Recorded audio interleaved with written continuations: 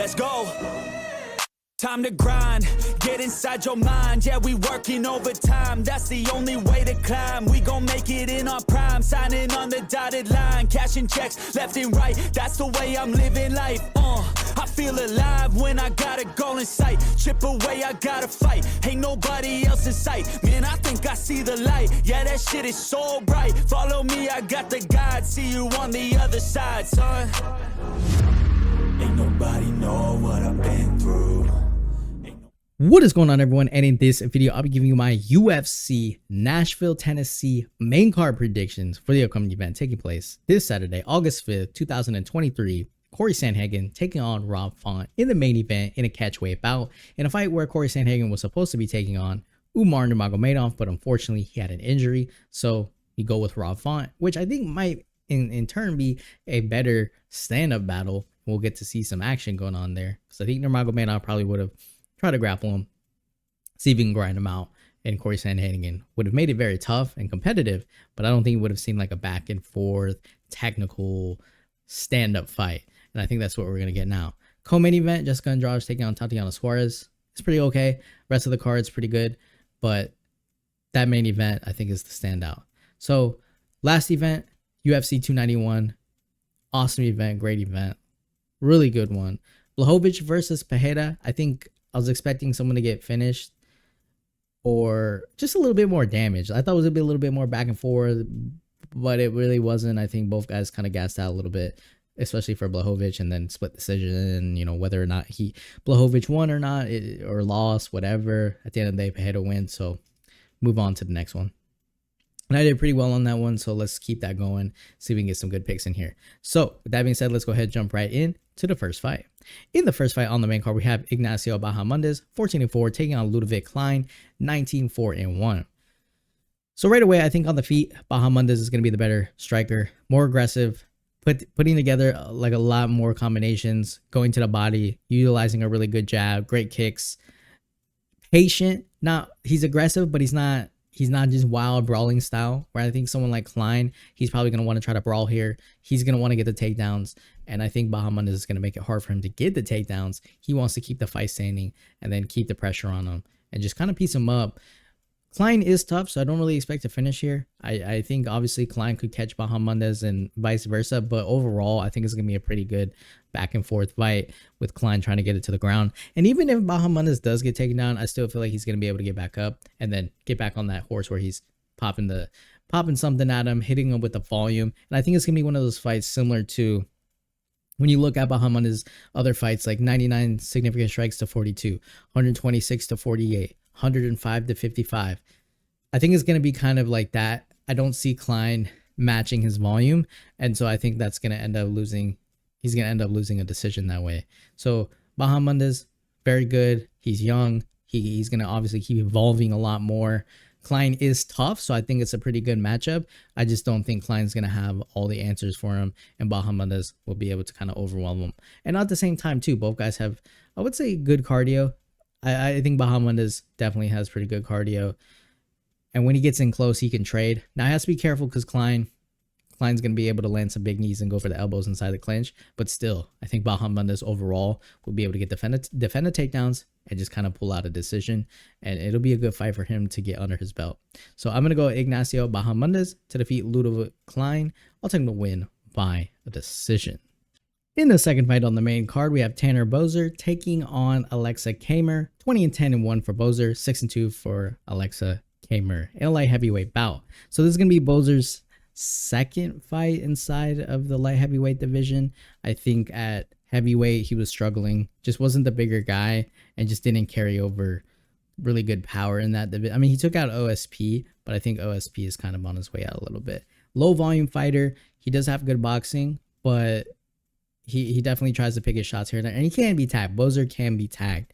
Like, we've seen him get wobbled a little bit here and there. He tends to rush in a little bit, not have the best striking defense in my opinion. He doesn't absorb a lot of strikes, but I still feel like there are moments in the exchanges where he does leave himself a little bit exposed. In his last fight, he kind of just bum rushed by Ian Cutelaba, landed really nice on him, dropped him, and then he got finished. Before that, he lost to Rodrigo Nascimento via split decision. Got taken down 3 times, just didn't help him. On the feet, he outlanded him, but obviously with the takedowns, it just didn't help him.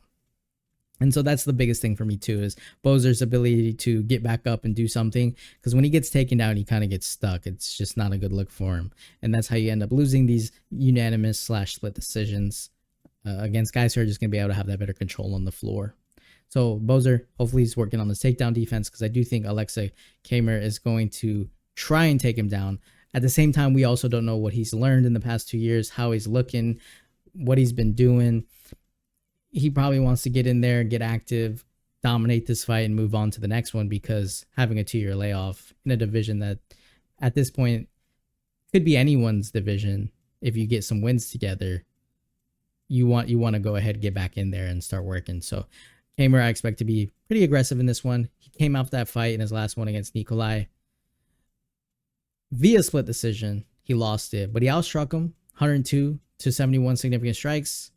Nikolai got 1 takedown, but I felt it was very competitive. Camur was going in there, definitely landing some hard shots in close, was able to hang with him, didn't shy away from a brawl or anything like that. And I think if Camur can press the action against Boser, possibly mix in some takedowns, control him, I don't know if he's going to go out there and just destroy Boser, but I do expect him to just have the better control, mix in those takedowns, maybe wobble him a little bit if they get into some wild exchanges, because I think Camur is going to be able to welcome that. Like I said, I don't know though. Maybe he changes up his fighting style a little bit after 2 years. He's fighting a guy that I think biggest weakness though is that wrestling / grappling defense. So I just think Camur probably will try to just make it an ugly fight. Put him against the fence. If he can't take him down, at least try to control him that way. And then just try to outvolume him on the feet. Because I do think Camur will be able to outvolume him on the feet. It's just that in addition to outvoluming him, he has to mix in that control time. Otherwise, he might lose a split decision if Boser looks to be the more active fighter, even if he's landing less, or if Boser is the one pressing the action. So it'll be interesting to see what we get from Aleksa Camur, because it's been 2 years. But I'm still going to side with him just because I feel like Boser, I don't trust his ability to deal with the wrestling and the grappling. I just feel like he gets stuck. So I'm going to go Aleksa Camur to defeat Tanner Boser. I'll take him to win by decision. In the third fight on the main card, we have Diego Lopes, 21-6, taking on Gavin Tucker, 13-2. Both of these fighters are coming off losses. For Diego Lopes, unfortunately, he's coming off his only loss inside the UFC outside of Dana White Contender Series, both by unanimous decision. His last fight he lost against Movsar Evloev via unanimous decision, got taken down 4 times. He had 4 submission attempts in his fight on Dana White Contender Series against Joe Anderson Brito. He had 3 submission attempts, even though he got taken down. So what I will say about Lopes is he can be taken down, but he's going to be absolutely trying his hardest to submit you. And arguably against Movsar in that first round, he almost submitted him pretty close. So definitely a dangerous guy. And on the feet, Lopes is not the most technical guy. Like, this dude just flat out ran at Movsar in his last fight. Just ran at him, super aggressive, got taken down, because when you're that aggressive and a better wrestler, you're probably going to look to get him on the floor. But Lopes, super aggressive. I think he's okay on the feet. Obviously, if you can counter that craziness, you can take advantage of it. Like a better striker would probably eat him alive. But if it gets to the ground, this dude's literally going to try to go for it. Like, he's going to try to rip your arm off, take your ankle home with him, take your back. Like, he's going to look for everything that he can do while he's on the ground. And that to me is just super dangerous. I will say Lopes doesn't deal well with pressure. We saw that against Evloev in his last fight, where I think once he started pressuring Lopes a little bit more and he was tiring out a little bit, still dangerous, but he was backing up against the fence and getting tagged up a little bit more. And that kind of just, I feel like Lopes didn't like that. And then even on the feet or on the ground, at the end of the day, he's always dangerous. So in the third round, at any moment, Lopes could get a submission victory. Now, when you look at someone like Gavin Tucker, he's coming off a loss against Dan Ige. I think it was just a little bit too much for him. It was a very quick fight, but, well, not a quick fight, but I think it was a little bit too much for him. Dan Ige just had the better striking. Oh, okay, it was a quick fight. It was a quick fight. I think Dan Ige, he had the better timing that night. He just had better everything, and then he landed clean and put him down. So not much to that one. Before that, he took on Billy Quarantillo. He won that fight via unanimous decision. Got the takedown 7 times, so that's pretty good. Justin James in the fight before that, he got 1 takedown and then had a rear naked choke submission victory. And then before that, submission via rear naked choke. Lost to Ricky Glenn via decision. Just absolutely outstruck and grappled. And then Sam Cecilia in his first fight in the UFC, unanimous decision. It's kind of been, he won 3, then he lost to Dan Ige. So he might be one of those guys that when he fights like the better fighter in that one realm, he gets taken out. Obviously, Dan Ige was the step up in competition. So it'll be interesting to see what we see here. I think Gavin Tucker, he needs to obviously avoid that initial onslaught. And if he gets taken down or if Tucker tries to take him down, I mean, he has to be super careful of getting submitted. Tucker, he's going to have to deal with that wildness too. When you get into some of these exchanges, anything can happen. I mean, Tucker, even if he has the better striking, if he gets clipped like he did against Dan Ige, it's all over. For me, yeah, Gavin Tucker needs to slow the fight down, control him against the fence, and just at all times shut him down, shut down the submissions, shut down the over aggressiveness on the feet, and just be careful rushing in on Lopes, because who knows, at any moment he could pull off a submission victory. And it's gonna be difficult though, because I just feel like Lopes is gonna have opportunities against Gavin Tucker to pull off a submission, and then that's when it's gonna be all over. I do think Tucker is probably the better overall fighter, but then Lopes has one really good way to win, which could play into Tucker taking him down, and then that's gonna be a world of trouble.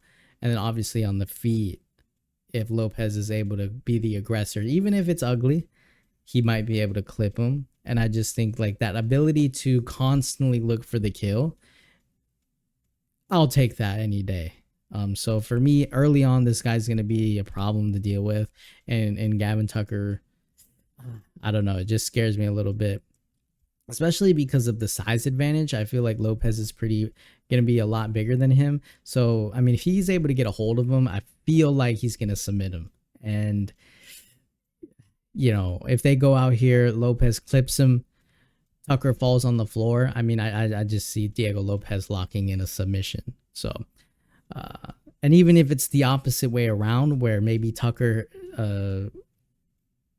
has to dive underneath him to get the takedown because Lopes is overly aggressive, I still feel like any exchange on the floor early on is just not going to go Tucker's way, and then he's going to get caught with something. Because Lopes, I mean, if you saw him, man, like he really went after Movsar Evloev in his last fight, like he's nasty, man, like really, really confident in himself that he can pull off those submissions. So I'm going to go Diego Lopes to defeat Gavin Tucker. I'll take him to win by round 1 submission. In the 4th fight on the main card, we have Dustin Jacoby, 18-7-1, taking on Nzechukwu, 12-3 in a light heavyweight bout. Dustin Jacoby is coming off a loss, and then Nzechukwu is coming off a win. And he's actually coming off 3 wins, and 3 good wins for him. I think he definitely, against Dong Woon Jung, he got finished, and then he lost the split decision to Nikolai. And then he came off of the Carl Robinson victory, KO/TKO, took out Ian Cutelaba, KO/TKO, and then submitted Devin Clark. So all 3 of those guys, I wouldn't say are like the best, fighters in the world, but he definitely took out 3 solid dudes who he needed to take out. So for me, he's fighting another veteran. He's fighting a veteran in Dustin Jacoby, who I think a lot of people are kind of counting out in this fight, which I can see, but still, I think Dustin Jacoby is nothing to just overlook. And I actually think it would be pretty impressive if Kennedy Nzechukwu could pull off like a pretty good decision or even get the finish here. So for Dustin Jacoby, he's coming off the opposite. He's coming off of a loss against Azamat Murzakanov in via unanimous decision, where Azamat was able to drop him once. Pretty close in the significant strike, 64-67, so nothing crazy there. Both guys got a takedown, so I wouldn't say it was like a beating. I think it was a really solid fight. I think Jacoby said that he was surprised how fast Murzakanov was, and he didn't expect him to be that fast, and just wasn't his night. Before that, he lost against Cahill Roundtree Jr., outstruck him 120-85 significant strikes, but still lost a decision victory there. That one, I think it depends. I guess because he didn't get the 3 takedowns, but it was a close fight. I don't think it was as you can see a split decision. I think honestly that could have gone either way. So if that would have gone his way, he would have been coming off of 5 wins and then lost to Murzakanov and then be fighting Nzechukwu. So it's not like Dustin Jacoby's getting KO'd or submitted every fight. Like he lost a split decision against Cahill Roundtree Jr. decision to Murzakanov, and then like his last one was a draw against Ian Cutelaba, which I guess was a split decision. Cutelaba got 9 takedowns, but he outstruck Cutelaba in that one.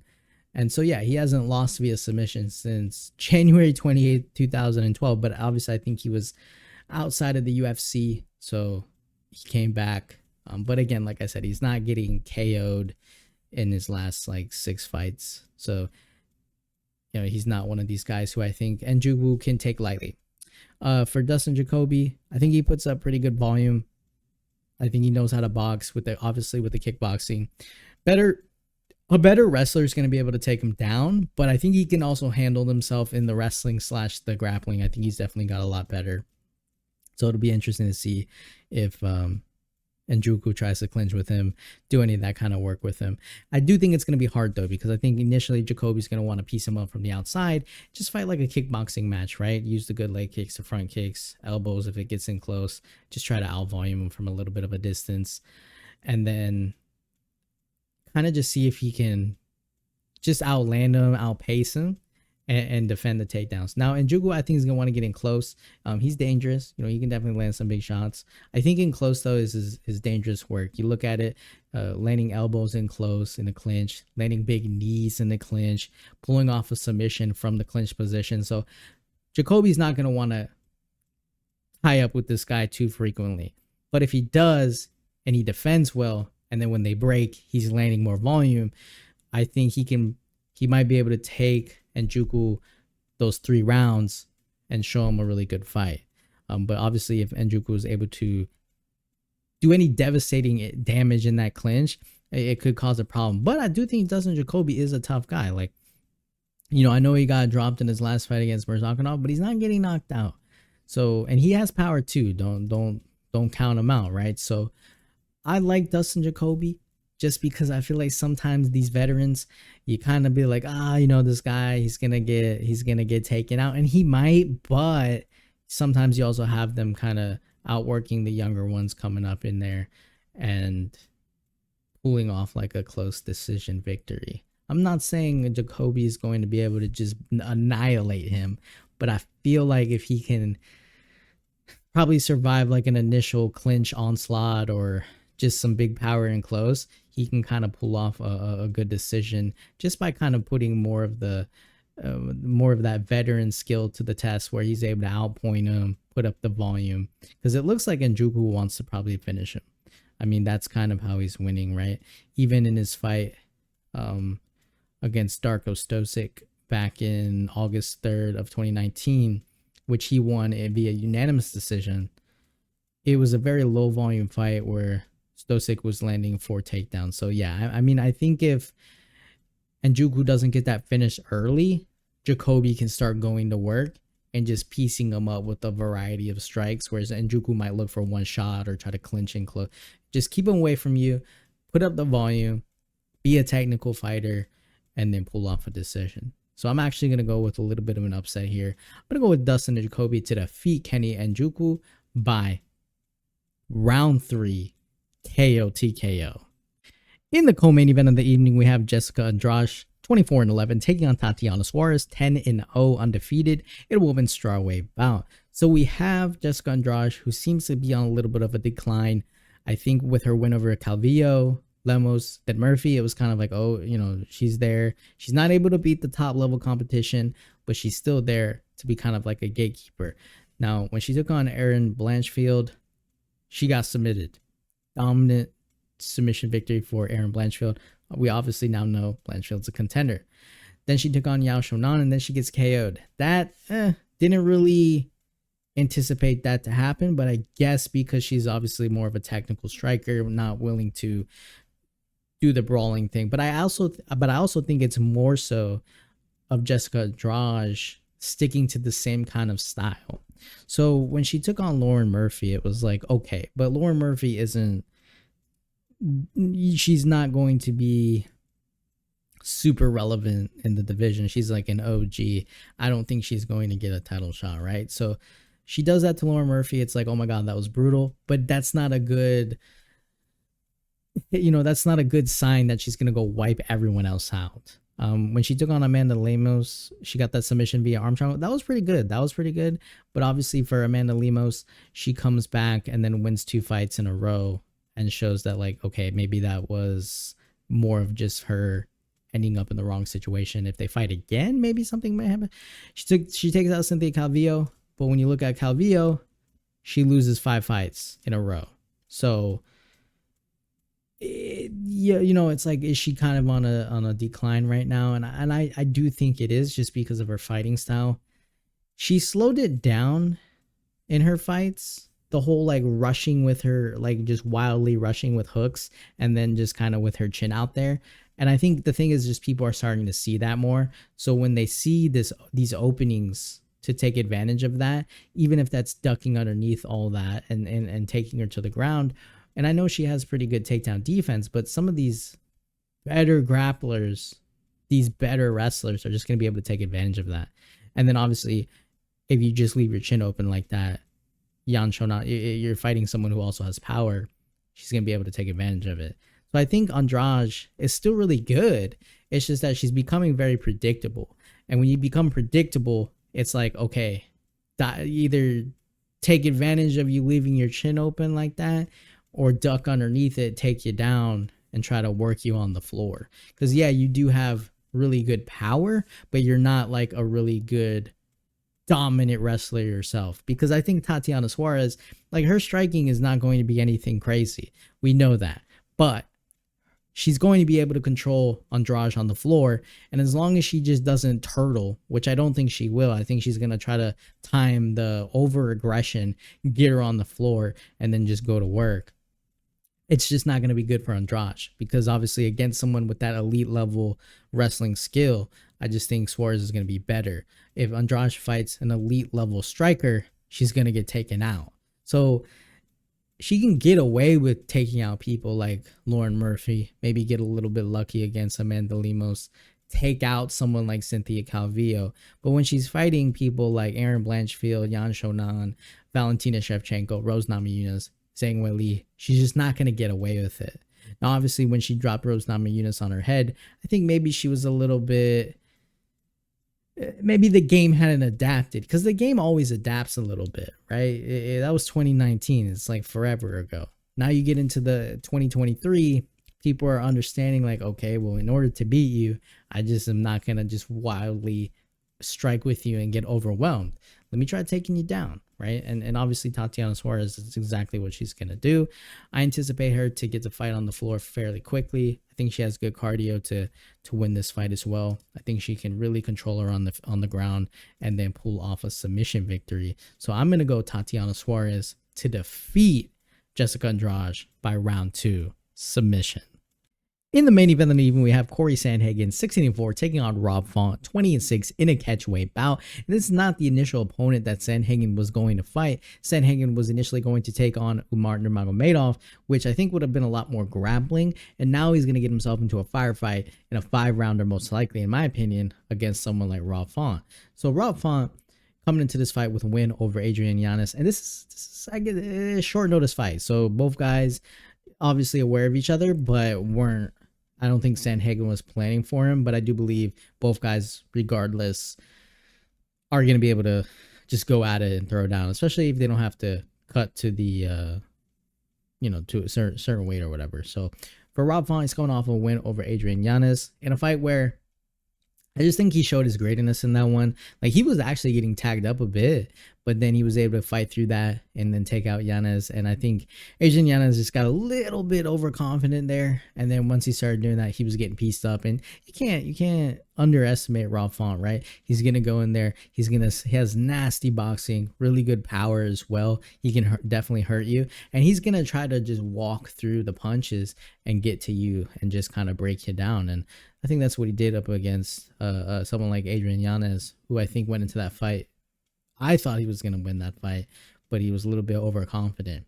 Before that, he takes on Marlon Vera, and even though he gets absolutely kind of beat up, he still outstrikes him 271 significant strikes to Marlon Vera's 159. He gets dropped 3 times, but they go to unanimous decision. Before that, he kind of gets beat up against Jose Aldo. Aldo drops him twice, but still Rob Font outstrikes him 149 to 86 significant strikes. He loses via unanimous decision. So in this fight, I kind of expect something similar where Rob Font's going to be very competitive in this one. I don't see him, maybe I do see him getting dropped, but I don't see him getting finished here. I think it just is one hell of a tough guy to finish, and you really have to, I don't know, you just have to kill him. Like, you really have to knock him out, right? Or just absolutely kill him. And even when you're beating him up and dropping him, like, he's still going to keep coming forward, mixes in some really good combinations, just nasty all around. Now, Cory Sandhagen is a little bit more well-rounded in my opinion. So not just because Rob Font, maybe he gets a little takedown in there, right? He obviously the boxing is kind of what he's doing. But at the same time, I feel like Sandhagen is able to box, come at you with the angles, come at you with elbows, spinning attacks, fast twitch, flying knees. He's also able to do some grappling in there, right? I think he held his own against Peter Yan, arguably won a decision against TJ Dillashaw. And that was obviously before Dillashaw retired, but I think that was a pretty good fight. I kind of felt like he won that fight just because of the damage, but against Peter Yan, he loses that fight, outstrikes him. Against Sung Yadong, he basically cuts him open, and then I believe wins a doctor stoppage pretty much. Against Marlon Vera, I think I was on Marlon Vera in that one. I did not see that fight.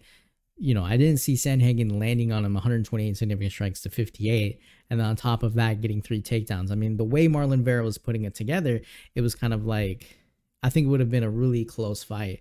And he wins a split decision, but I think most people obviously saw that Cory Sandhagen did a lot more in that fight. So Sandhagen, just nasty overall, and he's going to keep that pace up. He has that cardio. Both of these guys are going to have cardio. Both of these guys are going to try to hurt each other really badly. I do think, like I said, Sandhagen has a little bit more attack. Like, I think he can go for like a lot of these spinning attacks.